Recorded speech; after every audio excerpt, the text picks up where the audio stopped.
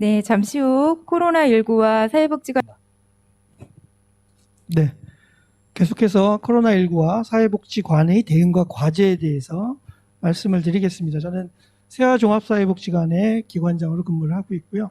현장에서 직원들과 여전히 열심히 같이 실천을 하고 있는 사회복지사이기도 합니다. 사실은 인천에 있는 사회복지관들이 그 몇 달 동안 지금 했던 일들을 설명하려고 한다면 30분이 아니라 한 3시간, 4시간을 주셔야 사실 자세하게 설명드릴 수 있지만 오늘은 부득이하게 시간 제약을 받고 좀 간단하게 설명을 드리도록 하겠습니다. 많이 보셨던 그림 사진이죠. 코로나 바이러스에 대한 그림이고요. 그리고 정부가 어떻게 대응했는지 영상이 있는데 영상은 볼 수가 없기 때문에 나중에 한번 자료집 참고하셔서 보시면 좋을 것 같습니다. 초기에는 인천시도 이렇게 적극적 대응을 하고 있었고요. 그리고 그런 노력들이 상당히 좋은 효과를 발휘했다라고 생각합니다. 그러나 여전히 지금 여러 가지 변수 때문에 사실 우리가 예측하지 못한 상황 때문에 더 혼란을 겪고 있는 거라고 생각을 하고 있습니다.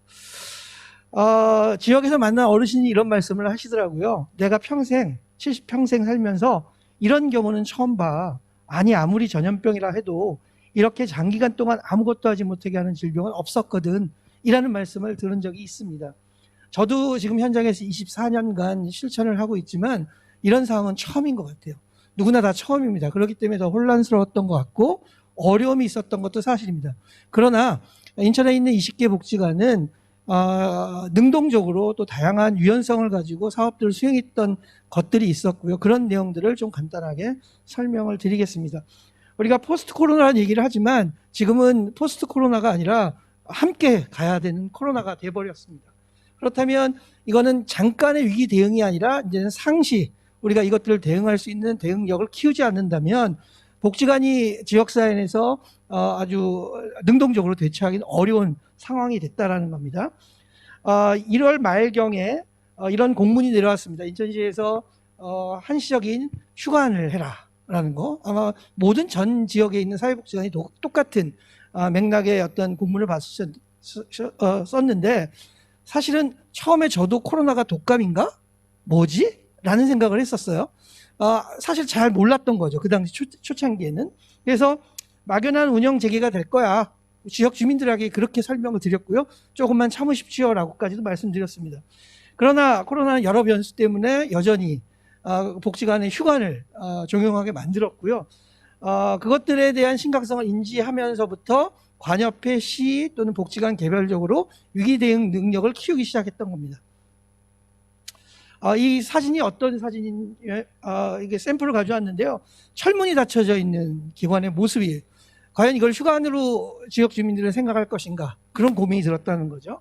휴관을 사전적으로 찾아보니까 도서관이나 미술관, 박물관 따위가 일반에 대한 공개 업무를 하루 또는 한동안 쉰다라고 표현되어 있습니다.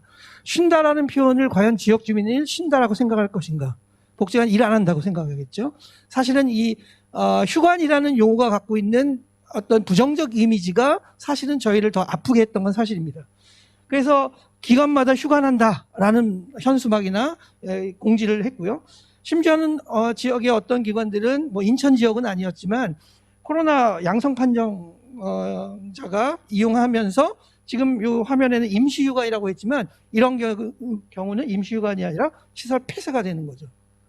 그리고 많은 복지관들은 고민한 끝에 이거는 임시휴관이 아니라 폐쇄도 아니고 우리는 위기 상황에 위기 대응을 하는 것이다 라는 주장을 하면서 사실은 위기 대응 운영과 휴관이라는 용어를 함께 쓰기 시작을 했습니다.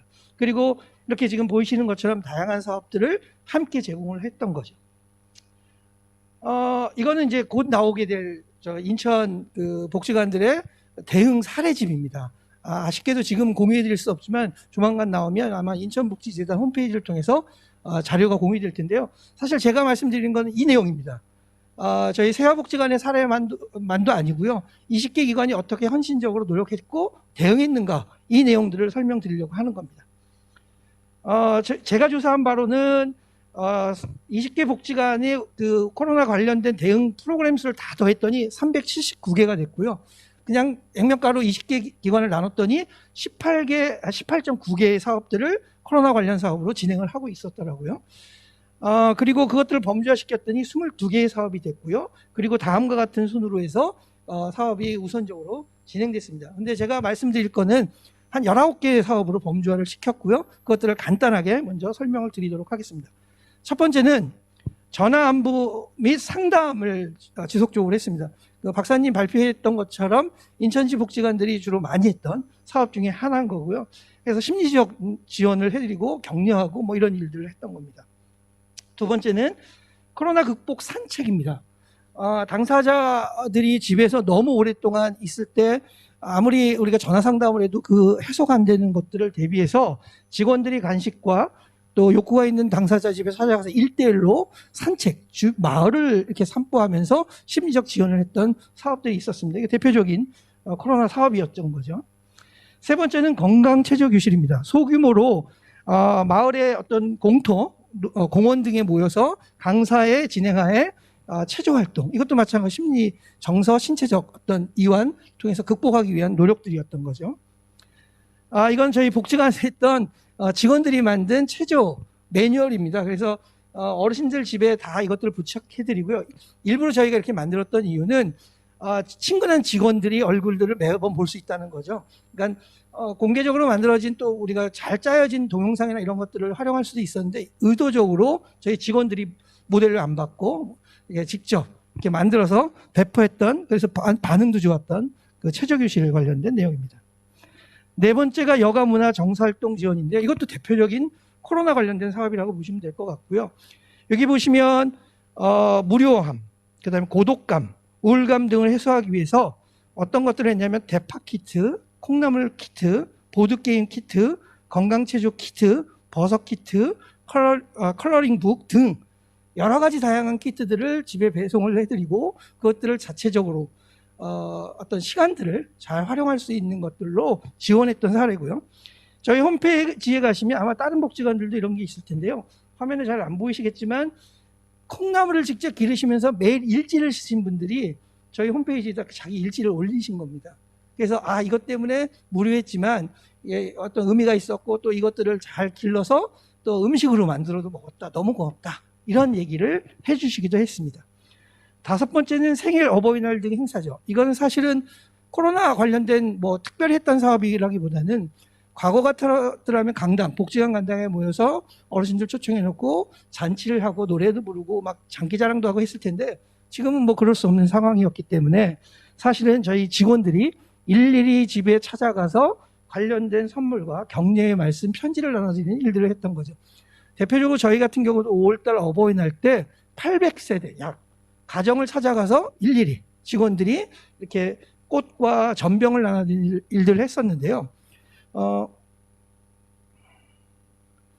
이런 말씀을 하시더라고요. 코로나로 인해 너무 힘든 상황 속에서 자식들도 찾아오지 않는데 직원들이 예쁜 꽃과 과자를 가져다 주니 너무 행복해, 그리고 고마워 라는 말씀을 해주시더라고요. 사실 무척 힘들었거든요.